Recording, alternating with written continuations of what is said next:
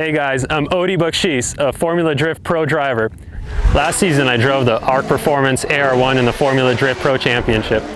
Behind me here we have the Hyundai Genesis built by ARC Performance for the SEMA show. It's got a Brian Crowler engine that's stroked, it's got a custom supercharger built by ARC Performance, some ARC Performance wheels, soulless body kit. I could go on and on about how badass this car is and how many cool things it's got on it. But we're out here at the Hyundai Proving Grounds out in the Mojave Desert, and you might have seen drifting on TV, but I'm gonna give you some tips in case you wanna try it yourself. So there's different ways to initiate a drift, and one of the tips is how to initiate using this handbrake.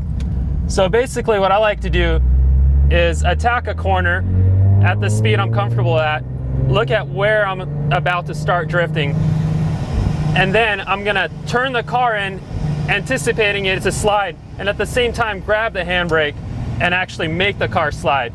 Basically, you come in, jerk the car, and you're drifting.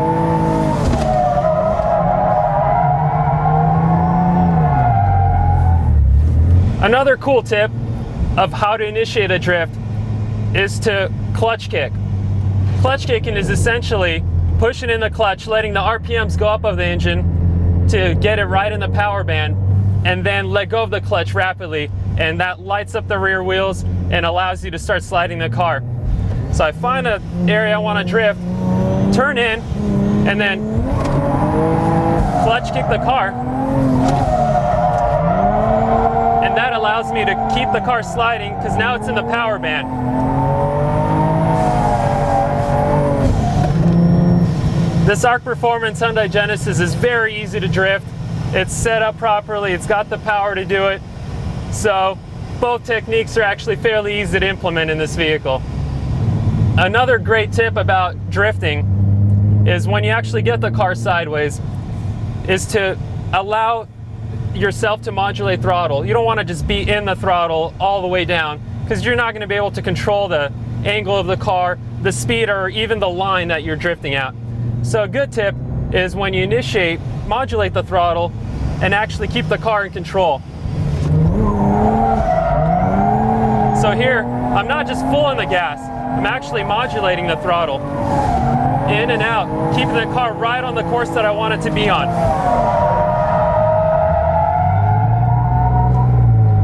When you initiate a drift, when you feel the car to get sideways, you actually want to let go of the steering wheel and let the car counter steer for you.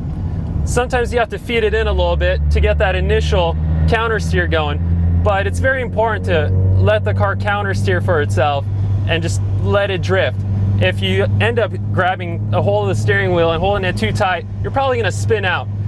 The car is actually, if it's set up properly, should counter steer for itself and allow you to put on a really nice continuous drift.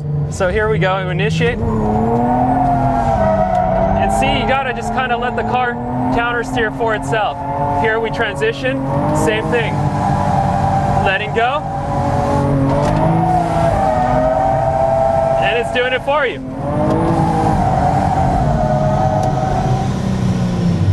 So another great tech tip about drifting is when you're drifting sideways, you're gonna be counter steering a lot, but you don't want to counter steer to the maximum degree because then you have no wiggle room to actually correct the drift. If the car starts to pour on more angle, you don't have enough counter steer left to make sure it's not going to spin out.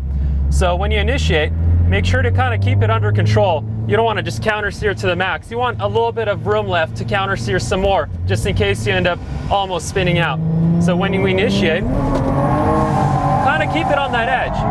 So right now, I'm not letting it counter steer all the way. There's actually more room, and you can see with the steering wheel, I'm actually just keeping it in control.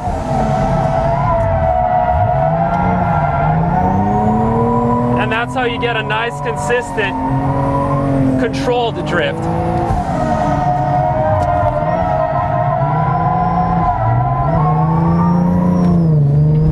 Hopefully you guys enjoyed those driving tips, and I hope you have fun putting them to use while you're drifting at the track. But I gotta go to SEMA and check out this awesome build that ARC Performance put together. And I want to thank my friends at The Driver's Seat for putting this together. I'll see you guys later.